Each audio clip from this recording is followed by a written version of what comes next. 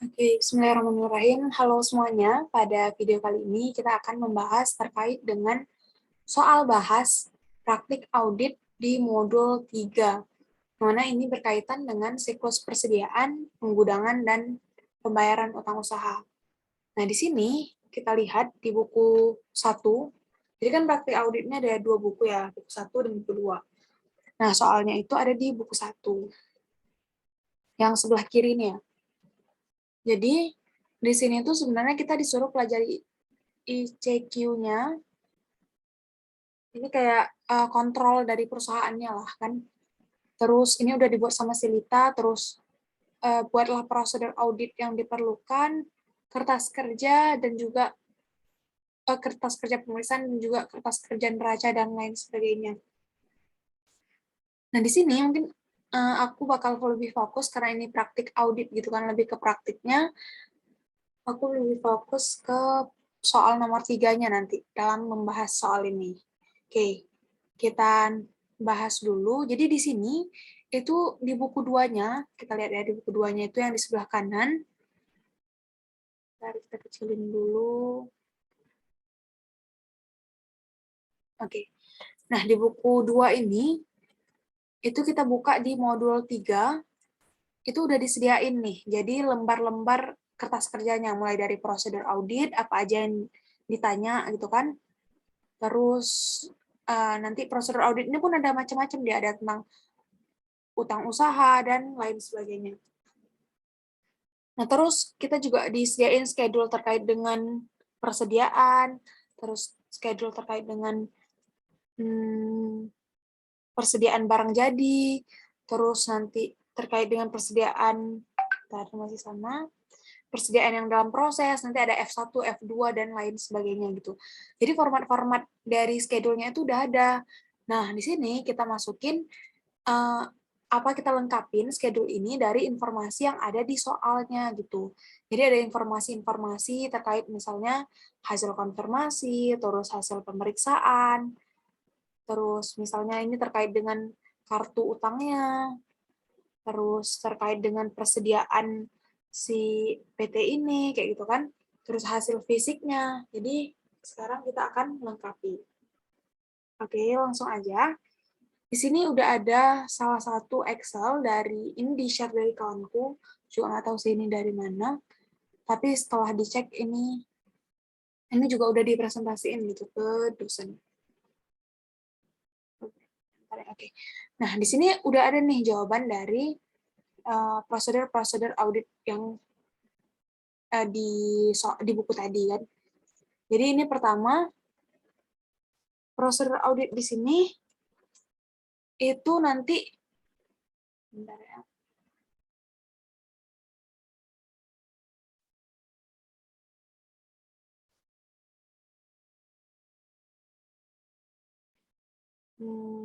ada terbagi dari PA1, prosedur audit 1, prosedur audit 2, prosedur audit 3, prosedur audit 4. Jadi mulai dari pertama itu yang terkait dengan persediaan, ini juga masih persediaan, terus nanti yang ketiga itu COGS, beban pokok penjualan, terus nanti ada utang usaha, nanti dilengkapi lah gitu. Jadi kalau di prosedur audit ini lebih ke kita cek nih dari informasi-informasi di buku tadi, di buku 1, apakah udah dilakukan atau belum gitu kan, sudah dikerjakan atau belum. Nah, misalnya aja ini nanti ditulis nih nomor 1 ini kan, salah satu cara untuk meyakinkan nilai persediaan per tanggal neraca, dilakukan pengambilan persediaan.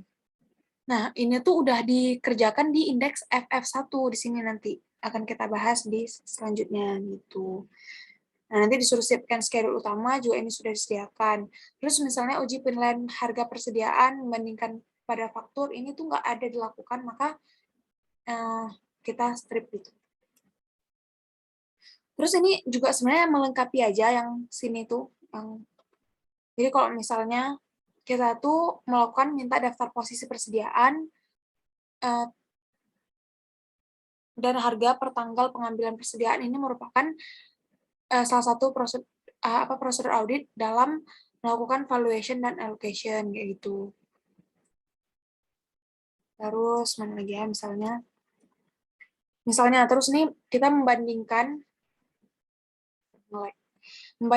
barang-barang yang dihitung atau dilihat dengan saldo kartu gudang dan daftar persediaan. Nah, ini tuh merupakan completeness gitu. Jadi dari barang-barang itu kita lihat ke pencatatan akuntansinya. Jadi ini merupakan prosedur completeness. Ini juga bisa menguji eksistensi karena bisa juga kan, maksudnya keberadaan dari barang-barang itu gitu. Nah, ini jadi kurang lebih kayak dicentang-centang aja gitu. Nah, mungkin langsung aja kita masuk ke indeks F-nya. Nah, indeks F ini adalah indeks schedule utama dari persediaan. Jadi kan persediaan itu ada yang persediaan dalam proses, persediaan bahan baku yang mentah, terus ada yang bahan yang udah jadi gitu kan. Ini tuh lebih ke kayak akuntansi biaya. Jadi ada yang ini mentah lah ya, bahan baku atau bahan mentah gitu kan, bahan mentah. Terus nanti ada barang di besu, nanti waktu dia diproses nanti ada bahan proses. Terus nanti kalau dia udah jadi, nanti ada barang jadi gitu kan. Ini kayak satu siklus di akuntansi biaya lah, lebih ke perusahaan manufaktur gitu. Nah, nanti di sini tuh satu-satu ini akan dijelaskan di indeks berikutnya, di F1, F2, F3, F4 gitu rinciannya. Kalau misalnya F aja ini, itu schedule utamanya, jadi udah merangkum dari F1, F2, F3, dan F4. Gitu. Nah, kita coba ya, ini kan jadi, dari mana sih dapat debit kredit ini gitu. Kalau misalnya per klien ini, itu diambil dari buku tadi, udah disediain di buku terkait informasi per klien pada tanggal 31 Desember 2018. Nah, persediaan barang jadinya itu sebesar sekian, yang masih WIP itu sebesar sekian, direct materialnya itu masih sekian, dan persediaan bahan penolongnya itu ada sekian. Nah, ini kita rinciin ke F1, F2, F3, dan F4. Kita lihat ya. Nah, di F1. Nah, jadi saldo per klien ini, di F1 ini udah diketahui nih di bukunya gitu. Diketahui ada Rukevin SP500, SP800, SP500. Ada jumlah unitnya berapa, satuannya berapa, dan juga totalnya berapa. Jadi kita tinggal copy aja nih per kliennya itu berapa. Di sini kan 1778081 ini sesuai ya sama ini. Udah sama. Nah, terus kita lihat informasi-informasi yang tertera di soal. Dibilang bahwasanya barang jadi Rukevin SP500 yang ini itu selisih sebanyak 2.000 kg. Ini disebabkan karena barang tersebut dititipkan secara konsinyasi di PT Unicorn dan sudah dikonfirmasi dengan jawaban setuju. Nah, di sini itu nggak perlu melakukan koreksi. Kenapa? Karena Rukevin SP500 ini merupakan barang konsinyasi kan, yang mana kalau misalnya perusahaan itu melakukan konsinyasi ke perusahaan lain, itu barang itu tetap barang kita gitu. Walaupun itu ada di perusahaan lain, karena itu sifatnya konsinyasi, maka itu tetap jadi persediaan di PT Subus. Jadi nggak perlu dilakukan koreksi persediaan. Nah, yang kedua, itu diketahui juga di informasi soal, pada tanggal 29 Desember 2018, ini aku coba kecilin aja deh.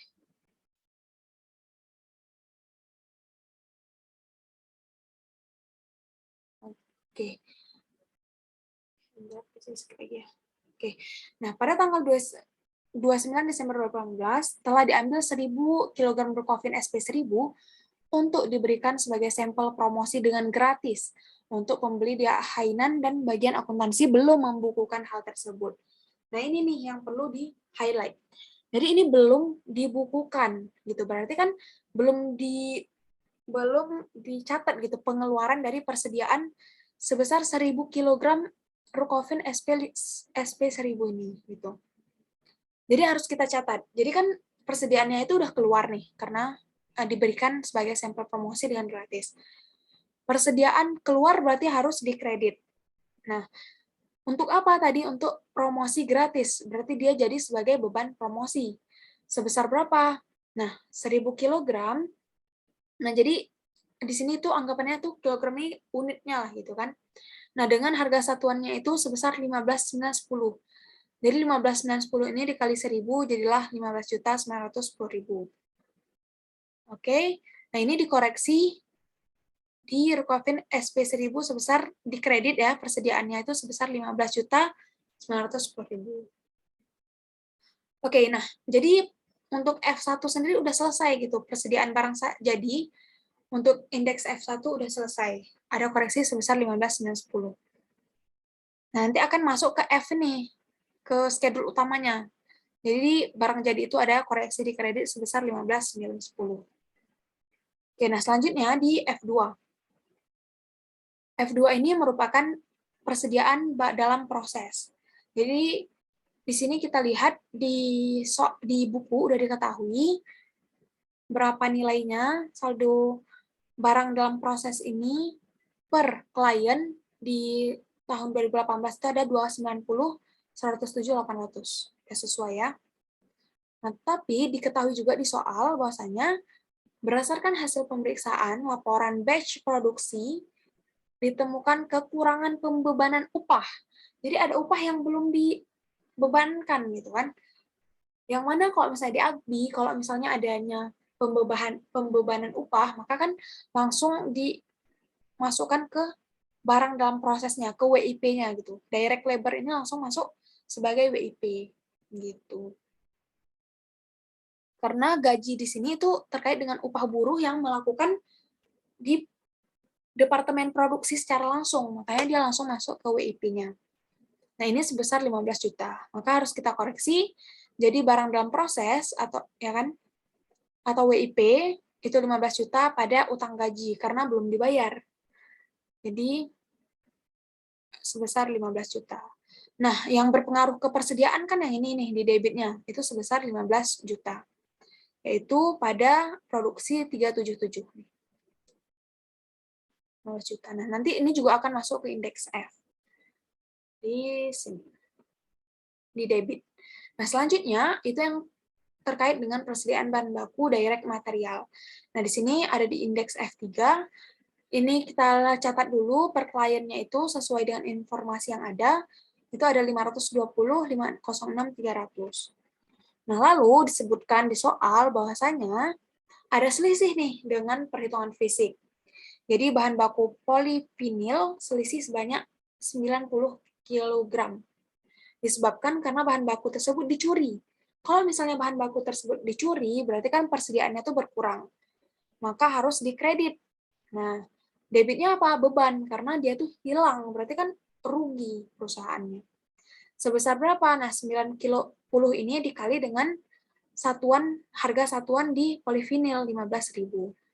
90 dikali 15.000, maka didapatkanlah hasil 1.350.000. Nah, ini yang mempengaruhi persediaan kan di ini ya, di kreditnya aja. Jadi, kita nyatet 1.350 ini di kreditnya. Selanjutnya, di informasi yang kedua didapatkan informasi bahwasanya ada selisih sebanyak 500 kg untuk bahan baku PS. Yang mana ternyata ini disebabkan karena adanya pembelian di tanggal 29 Desember, PT Delta ini belum diterima faktur pajaknya, sehingga belum dilakukan pembukuan. Sebesar 8.800.000 termasuk PPN. Jadi, di sini tuh belum dibukukan gitu. Belum dibukukan adanya pembelian. Jadi, harus kita catat, kalau misalnya ada pembelian, ini kan tahun 2018 ya, tanggal 29 Desember. Kalau misalnya ada pembelian, karena kita sistem perpetual, maka dia akan masuk ke inventory sebesar 8 juta. Nah, terus 8 juta. Kenapa 8 juta? Karena 8.800.000 ini tuh termasuk PPN 10%. Jadi kan utang usahanya itu kan belum dicatat sebesar 8.800.000. Nah, sedangkan untuk apa namanya itu inventorinya aja berarti 100 per 110 karena 10%-nya itu ada PPN. Jadi inventorinya itu cuma sebesar 8 juta. Di debit. 800-nya itu PPN. Nah, nanti ini juga akan masuk ke indeks F, sebagaimana yang ada di sini. Dan yang terakhir, terkait dengan bahan penolong atau indirect material, itu ada di F4, yaitu jangan lupa kita mencatat dulu saldo per kliennya. Lalu kita lihat nih di informasi soalnya, bahan pembantu karton box, ini yang CC01, selisih sebanyak 10.000, ada selisih nih ya, sebanyak 10.000, karena terendam banjir, sehingga sudah tidak dapat dipakai lagi. Nah, karena sudah terendam banjir, berarti kan dia tuh, jadinya persediaannya tuh udah nggak ada lagi kan, jadi harus dikredit sebesar 11 juta. Nah, ini tuh 11 juta ini didapat dari mana? Dari 10.000 pieces dikalikan dengan harga per piecesnya itu 1.100. Jadilah 11 juta. Nah, karena tadi terendam banjir, maka kita alokasikan ke beban lain-lain sebesar 11 juta. Nah, yang mempengaruhi persediaan adalah yang dikreditnya. Gitu. Oke, lengkap sudah di indeks F ini. Akan kita lanjutkan di video selanjutnya terkait dengan indeks M dan juga PL.